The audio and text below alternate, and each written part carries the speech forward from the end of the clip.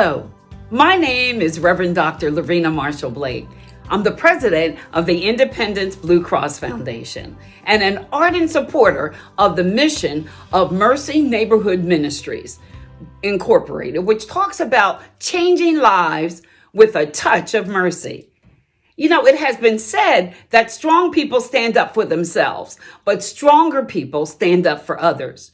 Throughout, Mercy Neighborhood Ministries Incorporated has been standing up and speaking up for the citizens of the North Philadelphia community.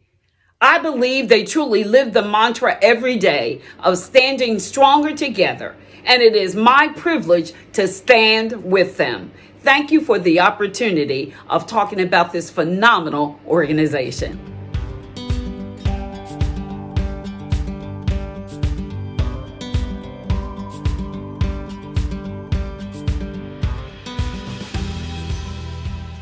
Mercy, I would believe, is an essential part of progress in Philadelphia because of the presence that we hold in this community, the leadership, and also the sharing that we can provide, as well as our programs each day.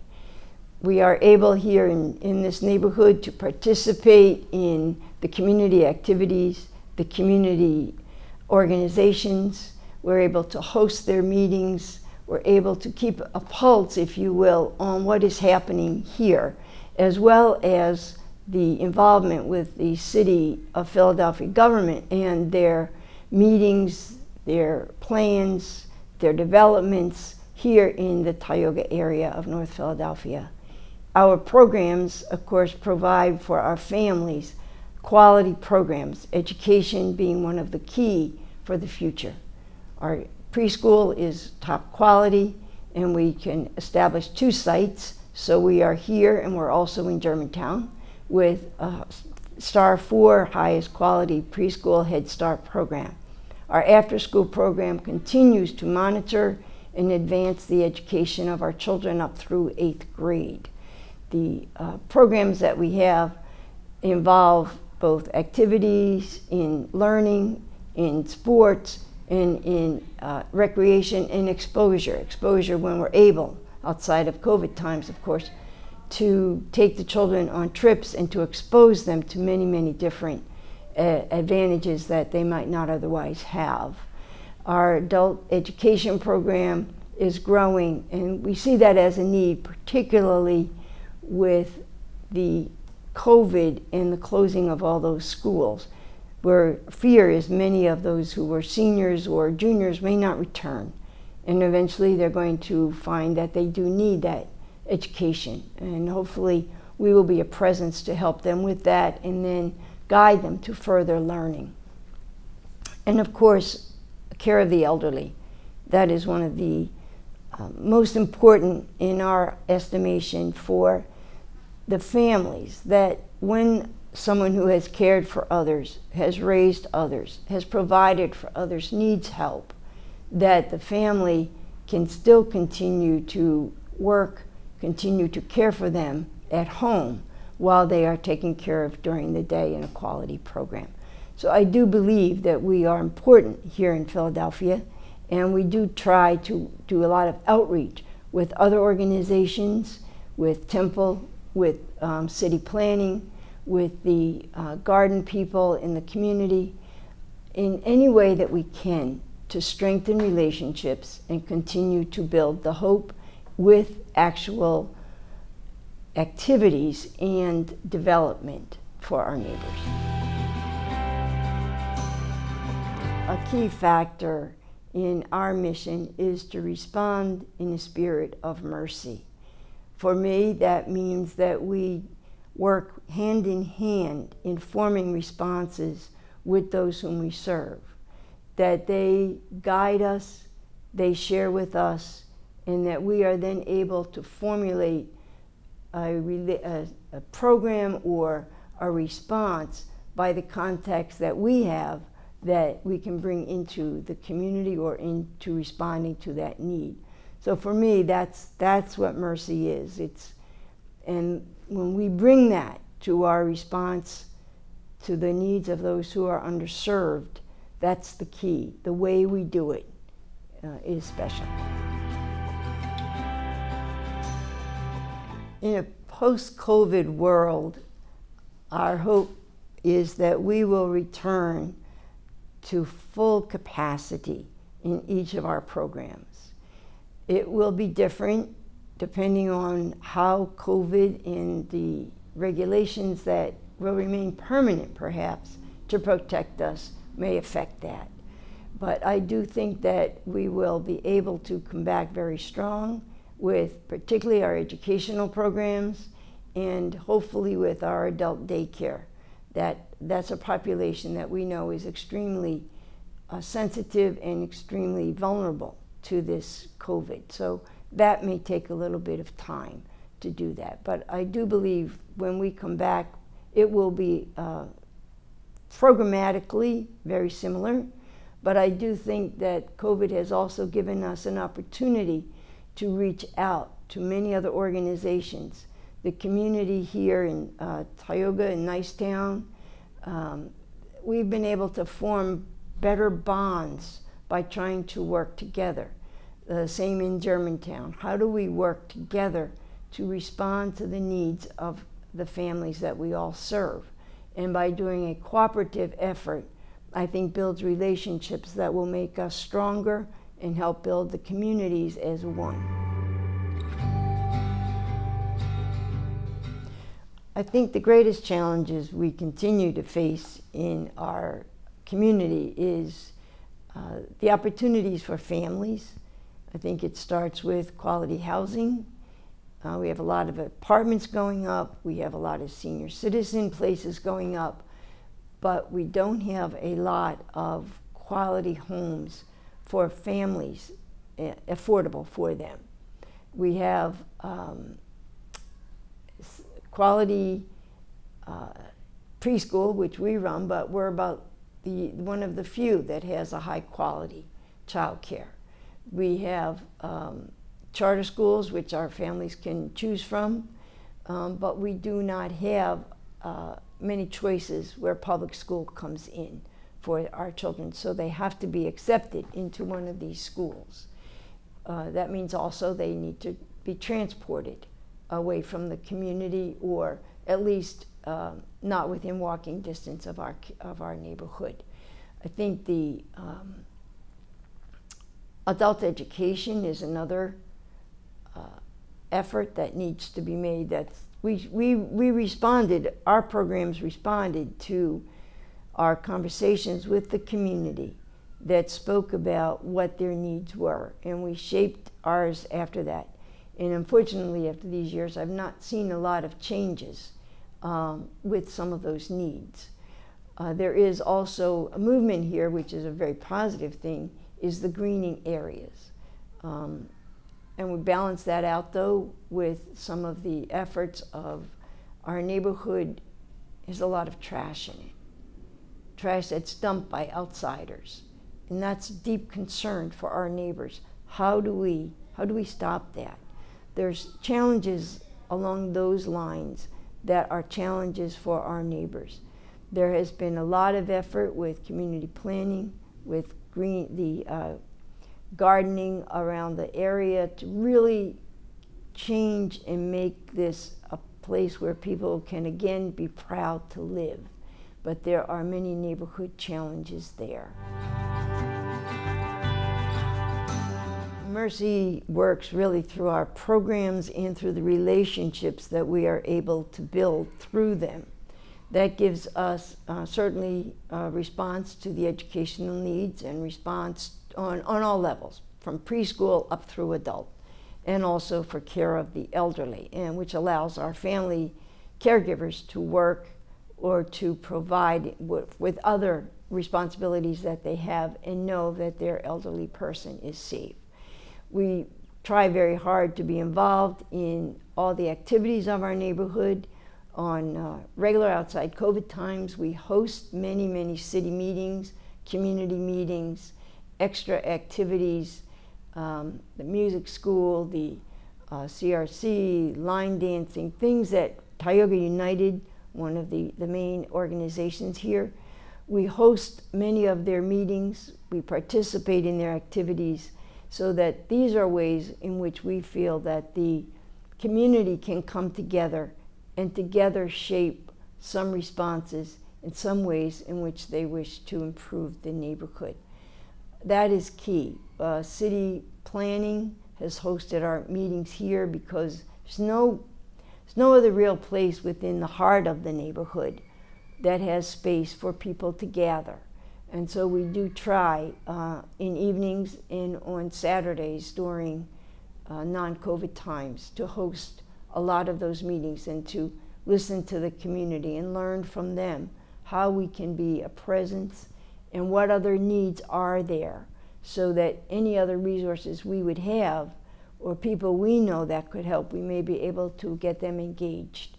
This is all part of our mission to really serve and learn from the people that we live with, that we work with every day, and that we listen and learn to respond to their needs.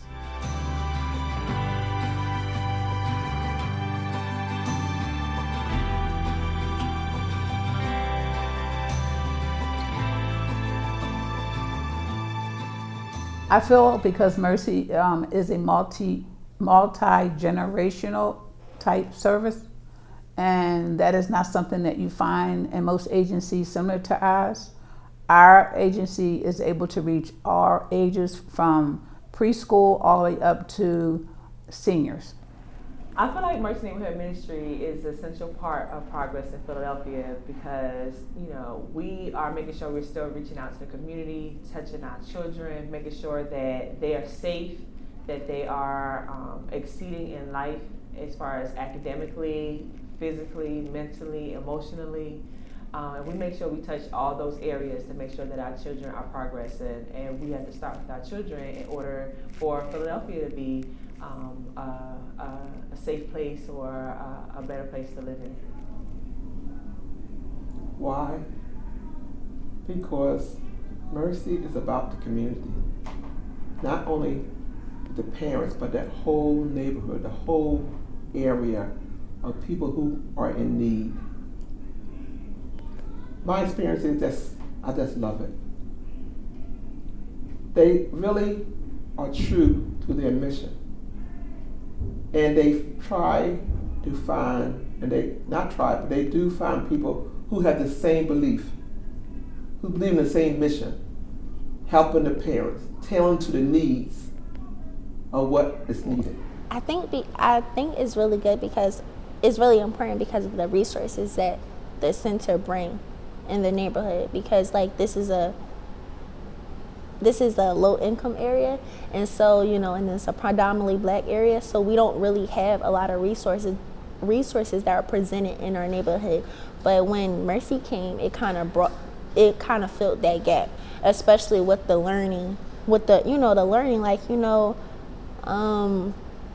lot of the kids, as I mentioned, come from the neighborhood, but when they graduate from Mercy, they're above average, so I feel like that fills the gap with that. The adult ed program reflects the mission of Mercy Neighborhood, helping our neighbors, transforming lives, one person at a time. That is the mission of Mercy, and it's also the mission of our adult ed program. So when an individual comes to our program, they experience a spirit of mercy, and that helps overall them to be very productive, engaging citizens of the city of Philadelphia. So it works hand in hand. What we can do here at Mercy for individuals, they take with them into their life in the city, and it works for a productive, manageable city experience.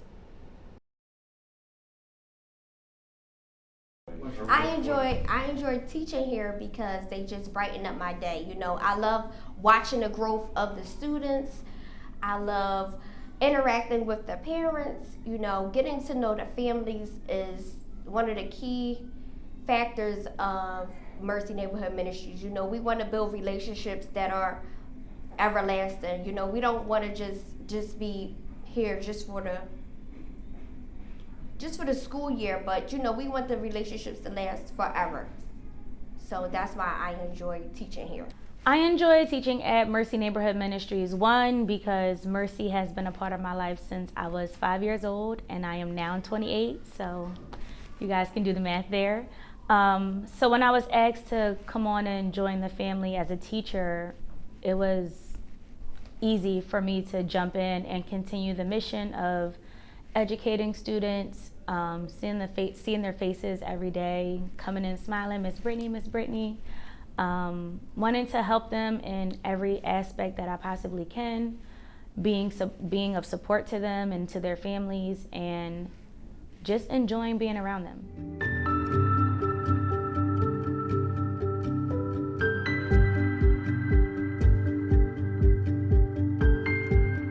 As a founding board member, I am delighted with the more than 20-year lifespan of this wonderful ministry rooted in service to the poor in North Philadelphia. The wonderful people served by this ministry are the impetus for continued service. My prayers for God's continued blessing on this ongoing ministry of love and service. Hey everyone, thank you for joining us on this second night of Standing Stronger Together. Please remember to follow us at Mercy Neighbors on all social media and click the links below to visit us at mercyneighbors.org. Up next, we have an interview with John ERMILIO.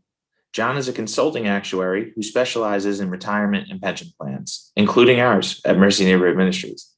He has been a supporter since 2005 and has recently committed $100,000 to establish an endowment here at Mercy. We are deeply appreciative of John's support of our mission and grateful for him taking the time for this interview. We know him as John, but you might recognize him as someone else, Villanova's unofficial mascot, the Dancing Hat Guy. What if I told you about a college basketball national champion? What if I told you they had a secret weapon? What if I said that, like Frosty, there was some magic in that old hat they found? Some magic that brought the dead cats back to life. The dance moves that inspired a nation.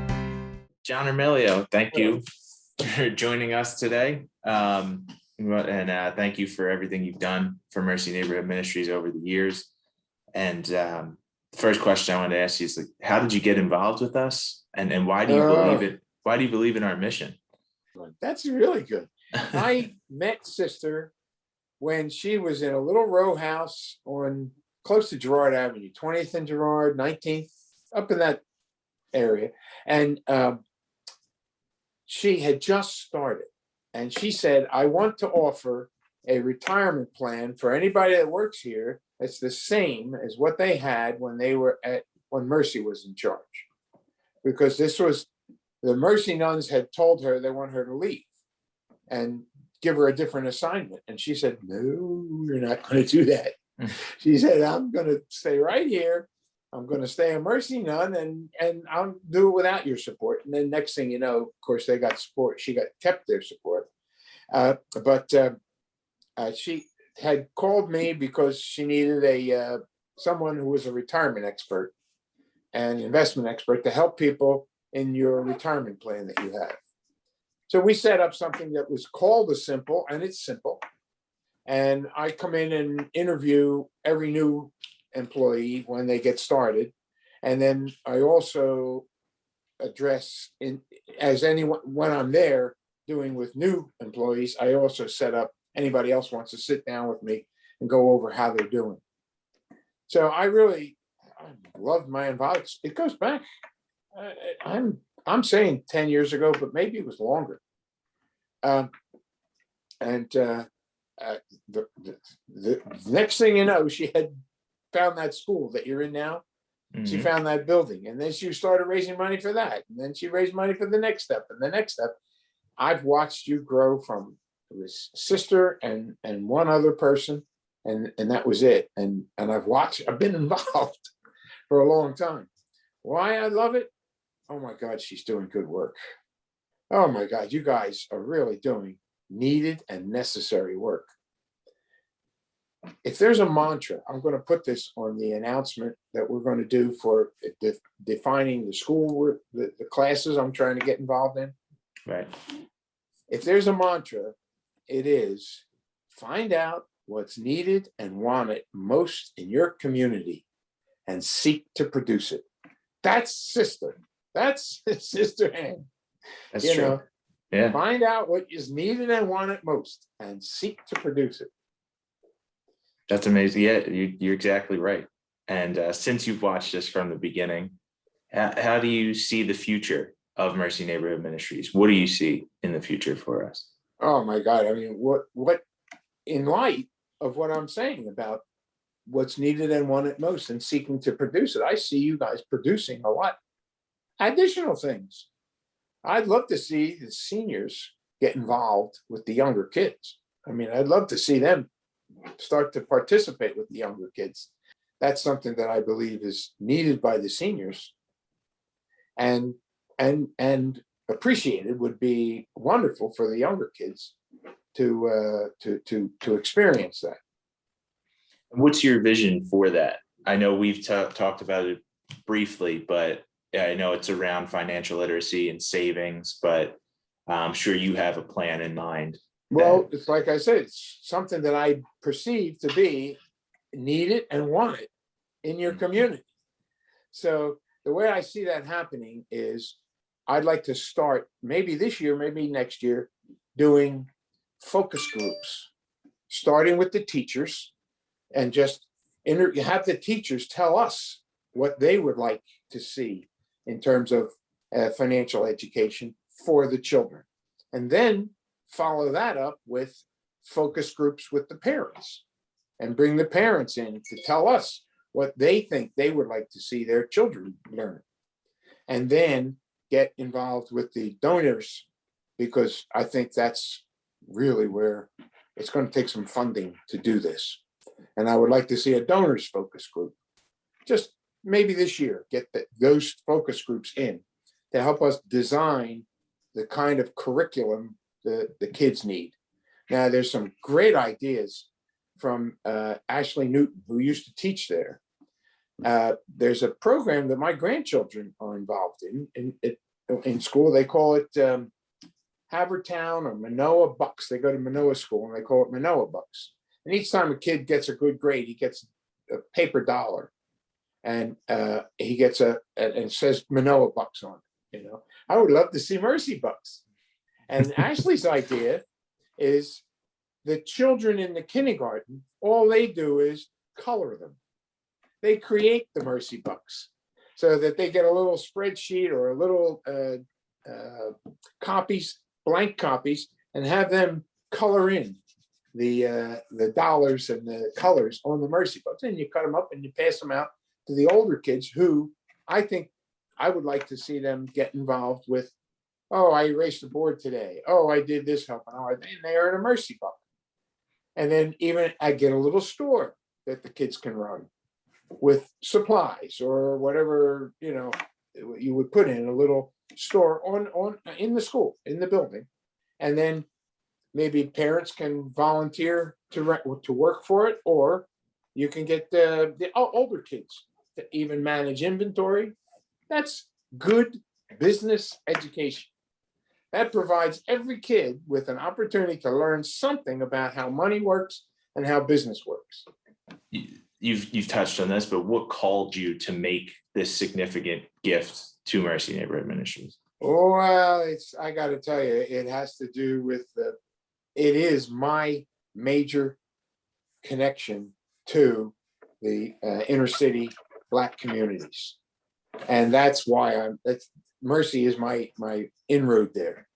And when I saw that this financial education is important and that Sister is doing an absolutely needed job, I said, I have to do something to make it real. So I'm committing that you know, an original 100,000, and I would like to see it go into an endowment as the kicker to get it started. That's really not that much when you think about it. because it generates, as an endowment, it generates 5% a year, but it's forever. And that's the attraction, I believe, of endowments, is when a contributor puts money into an endowment, it doesn't go away. It's permanently there, and it generates, and it's the income from it that the school lives on. So you have an automatic set budget of 5% of your endowment value every year without fail. You can do it monthly, you can do it however you want, but my experience of endowments are you do it at the end of the year, you see how you did in your investment program, and then you commit.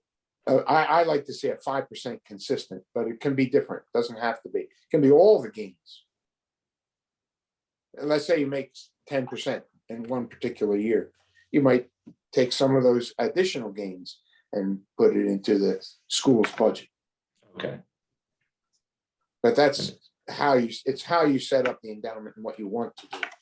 I know that just my financial experience tells me 5% is a good, consistent number, that if you do that, you won't, even in a bad year, even in a down year, you'll be fine because you've got that surplus money in good years.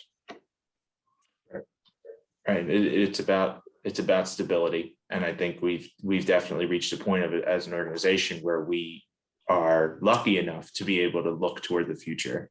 So you're committing $100,000, and we're certainly appreciative of that. And you had said to me and just said now that you want to get us to at least $1 million. What would you say to other individuals like yourself that why they should make a commitment to this endowment? Sister Ann is a person who's doing good work, and everybody around her commits to doing good work.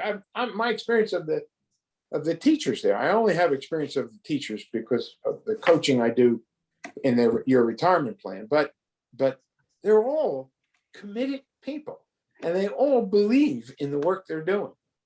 And that's something you can't trade that. That's an organization we need to keep in the world.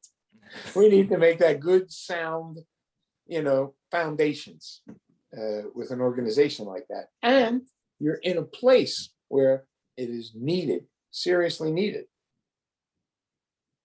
Thank you. And you have people, you have families, single parents going to work. You have 2-parent workers. They have to have a place to put their children. And that's what Sister sees as a very important, needed thing in that community. And then she goes and did the senior center all along with it. And then the after school program, it's like, this woman needs, I'd love to see her leave a strong legacy. I agree. That's my motivation.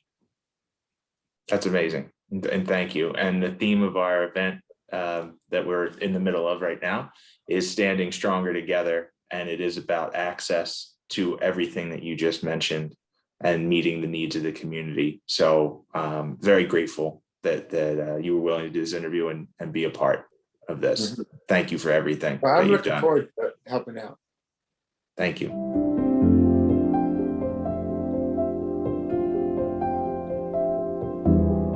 My first question, Pat, is why do you believe in the mission and the work of Mercy Neighborhood Ministries? I believe in it. First of all, I was born, raised, and continue to live in this neighborhood along with a lot of other people.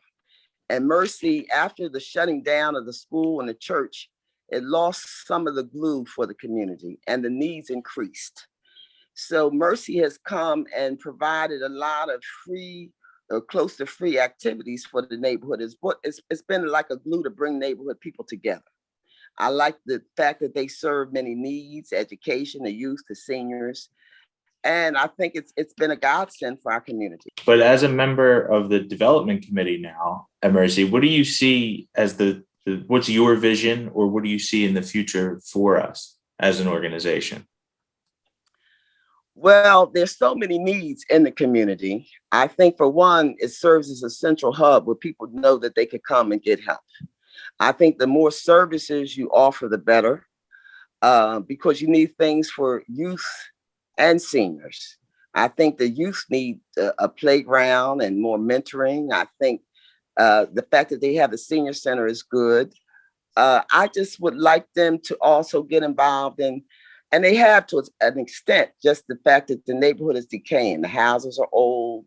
You got these trees that mess up the street, and my tree came right into my basement, the tree trunk. And then now you don't see the alleys are dark. It's just a place for crime. They don't clean the alleys anymore. So you can't even get Pico in there unless you clean the alleys. So I've worked with neighbors to try to clean the alleys myself, but in a way it's a haven for crime. And so you have so many youth that today's youth didn't have some of the, I don't know, some of the glue that we had growing up, some of the mentorship that we had. So I think you need activities for youth. And also you need more jobs and more activities for other people. I like that they have done some things with the city on some situations. I like that they went in with the health issue, but there's just so much more. You know, you do have everyone is not at the same income level, but you have a lot of good people still in the Tioga Nicetown area. You really do, and that want to help. And I don't think a lot of people know all that Mercy has done, even the food giveaway. I know that there are people that don't know about the food giveaway, and maybe they need more door-to-door flyers for some of the activities, just so people understand. I really don't think. I think it's known in some circles, but in others, not really. I don't think people understand the gift they have for having Mercy in the neighborhood. I think it needs to be advertised more. The programs advertised more. I like the fact that they connect with community groups and share things like things in housing, because if you're going to give a meeting, Sister Ann, she'll give you the flyers. You can send out flyers, but people are not aware, and you need more people aware of Mercy. That's the bottom line to me. I think the programs bring in people, but you still need more people to know.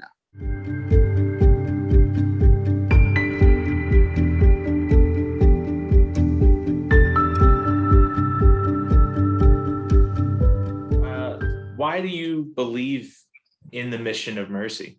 Because it represents things I like and things I see. They help people, they support the community. Besides showing partnership, they show love and concern. So, you know, they're worried about the neighborhood, the children. So I believe in it for that reason, for what they do. And what do you see as some of the growing needs in the neighborhood and how Mercy can meet them? Well, you know, the other thing I saw was when we got the partnership with Face to Face. Oh my God, just to see that we have grown and expand and people was reaching out for us to be a part of that, right?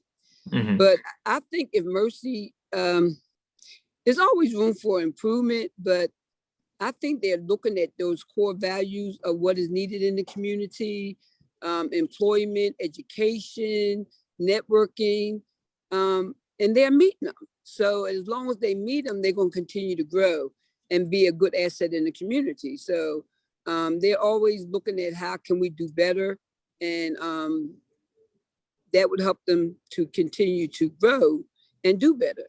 So I'm going to steal their slogan. So we at Mercy believe in transforming lives, one person at a time, neighbors helping neighbors. And my God, that is what a beautiful slogan that should make you want to be involved, especially in this day of COVID-19. We should all be wanting to help each other, transforming lives one at a time.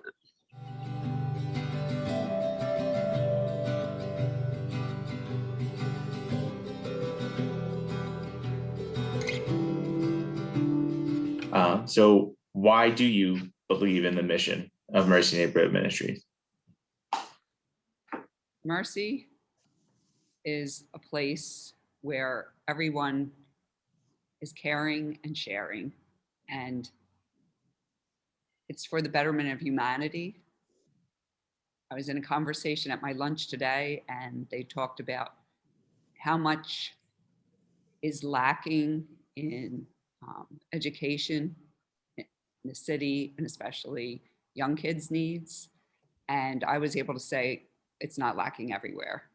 It's not lacking in Mercy Neighborhood Ministries neighborhood, and was able to go on and explain what the great things that happen there. So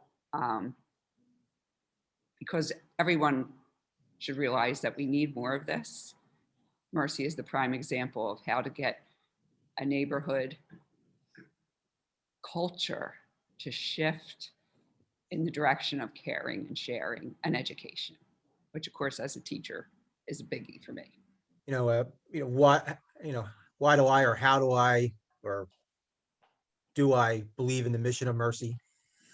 I think, quite frankly, the mission of Mercy, supporting communities, is very important, especially a community such as the Nicetown Tioga section and the Germantown section. I think it's a community that is underserved. It's a community that's taken for granted. And I think in order for this community to move forward, it needs organizations and folks to care about it. And I think one of the greatest things that Mercy brings to the table is there's not one person that works or volunteers or is part of Mercy that does not care about the communities that we serve. Very true. What do you see for the future of Mercy as an organization? I think one of the interesting perspectives that I have had is that, and Angel also, is that we've lived in the Philadelphia area our entire lives. And ironically, when I was in college, I actually worked for Pep Boys and worked at 32nd and Allegheny for 3 or 4 years. And one of the maybe not sad parts of it, but interesting parts of the neighborhood is that in the 40 years that I have been there, the neighborhood really has not changed in a lot of ways for the better. And I think one of the goals that we have at Mercy is to give people an opportunity to see a better future. And we see that through the educational aspect of what we do and the help that we do give to aging adults. And I think the only way to break this cycle is to make the community aware and give it those resources so that in another 40 years, maybe the neighborhood would be a lot better. First off, the history shows how wonderfully it has grown and all the people that it's empowering, the people that have childcare that can go out and work and know their kids are safe. And we've already expanded that over to Germantown. So I see that expanding further. It's a wonderful model to grow for the city. And the adult education as well. Even through COVID, the successes that they've made, I only see that continuing and hopefully growing if possible. So, and the Head Start part of the program, that's what has grown and will hopefully grow more. So I just see all good things. Thank you. You both kind of answered this, but if there's anything you want to add, but what would you say to encourage people to support Mercy? What would be your call to get folks involved here in any way that you would see fit? Well, I think that I've learned through my life experiences that when you're helping other people get better, you feel way better about yourself. So there's good reason to get involved. Also, so many of us have been so blessed that to be able to share those blessings and care for others is a real opportunity in life. And you should jump on that opportunity. It's one of the best parts of life. I think I would say it gives folks like ourselves who have been given the opportunity to become better people, it gives us the opportunity to pay it forward.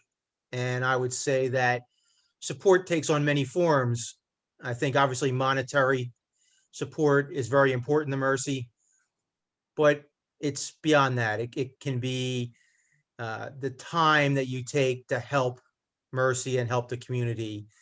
It can be just even just the little things like, you know, coming down for an evening and being part of the community just to find out how they in fact feel about Mercy and the things that we do there. I think there's a lot of definitions for support, and I think being part of any or all of those is very important.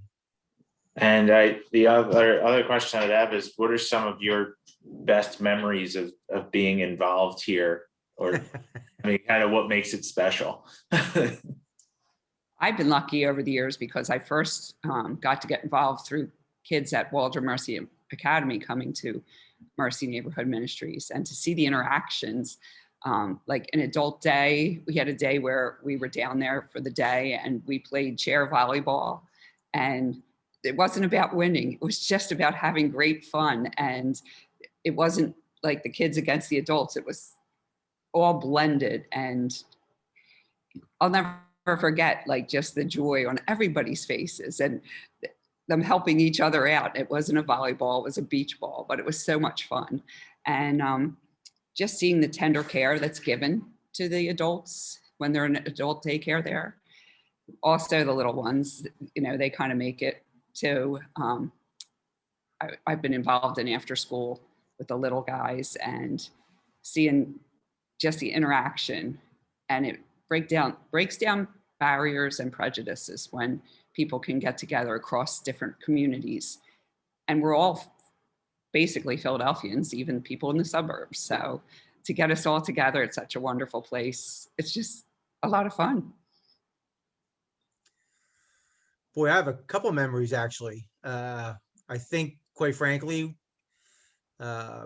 going to the Christmas play every year and seeing 4-year-olds dressed up as Christmas trees. I think that's really not to be missed. I think at the end of the year, when everybody gets in their cap and gowns for their graduation, I think you really get a feeling. You personally get a feeling that you've somehow succeeded because the children are so interested and excited about that event.